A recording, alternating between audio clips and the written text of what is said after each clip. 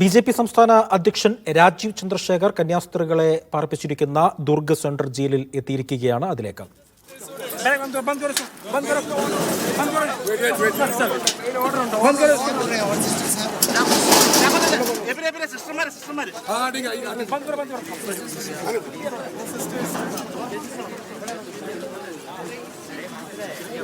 PR Aravind ഉണ്ട് വിവരങ്ങൾ നൽകാനായി. അരവിന്ദ്, രാജീവ് ചന്ദ്രശേഖർ മാത്രമാണോ ബി.ജെ.പി. നേതാവായി അവിടെ വന്നിരിക്കുന്നത്? മറ്റാരെങ്കിലും ഉണ്ടോ? ഏതെങ്കിലും പ്രതികരണം ജയിലിലേക്ക് പോകുന്നതിന് മുൻപ് നൽകിയിരുന്നോ?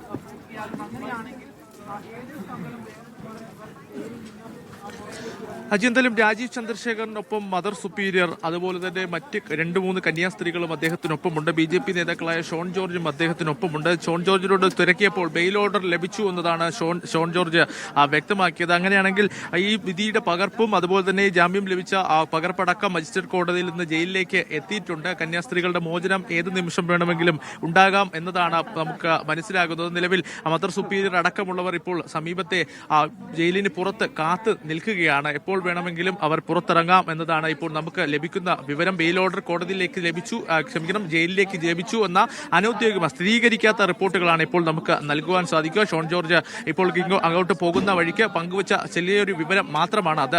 എന്തായാലും മദർ സുപ്പീരിയർമാർക്കൊപ്പം രാജീവ് ചന്ദ്രശേഖർ എത്തിയിട്ടുണ്ട്. രാജീവ് ചന്ദ്രശേഖറിന്റെ വാഹനത്തിലാണ് മദർ സുപ്പീരിയറും അതുപോലെ തന്നെ ഈ സമീപത്തെ മഠത്തിലുള്ള കന്യാസ്ത്രീകളും എത്തിയിരിക്കുന്നത്. നമുക്കറിയാം, വലിയ രീതിയിലുള്ള നിയമ പോരാട്ടത്തിനൊടുവിലാണ് ഇന്ന് ആ കന്യാസ്ത്രീകൾക്ക് ജാമ്യം ലഭിച്ചത്. ഇപ്പോൾ രാജീവ് ചന്ദ്രശേഖർ അടക്കമുള്ളവർ അകത്തേക്ക് പോവുകയാണ്.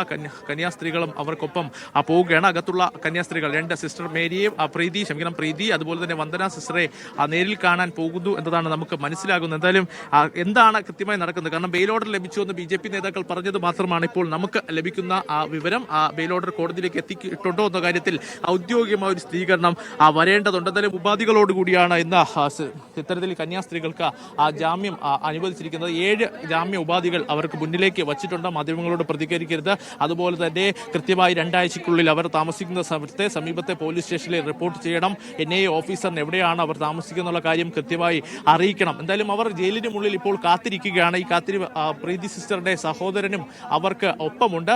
എന്തായാലും വലിയ കാത്തിരിപ്പ്. കാരണം കഴിഞ്ഞ 8 ദിവസമായി ഈ ദുർഗിലെ ജയിലിൽ വലിയ രീതിയിലുള്ള ദുരിതം അവർ അനുഭവിച്ചു വരികയാണ്. 9ാം ദിവസം അവരുടെ ജയിൽ ഭോജനം സാധ്യമാവുകയാണ്. കാരണം കഴിഞ്ഞ വെള്ളിയാഴ്ചയാണ് ദുർഗ് ജയിലിൽ വെച്ച് നിർബന്ധിത മതപരിവർത്തനവും അതുപോലെ തന്നെ മനുഷ്യക്കടത്തും ആരോപിച്ചുകൊണ്ട് ഈ കന്യാസ്ത്രീകളെ ബജരംഗദൾ പ്രവർത്തകർ വളയുന്നത്. പിന്നാലെ അവർക്കെതിരെ കേസെടുക്കുന്നു, അവരെ കീഴ്ക്കോടതിയിൽ ഹാജരാക്കി റിമാൻഡ് ചെയ്യുന്നു.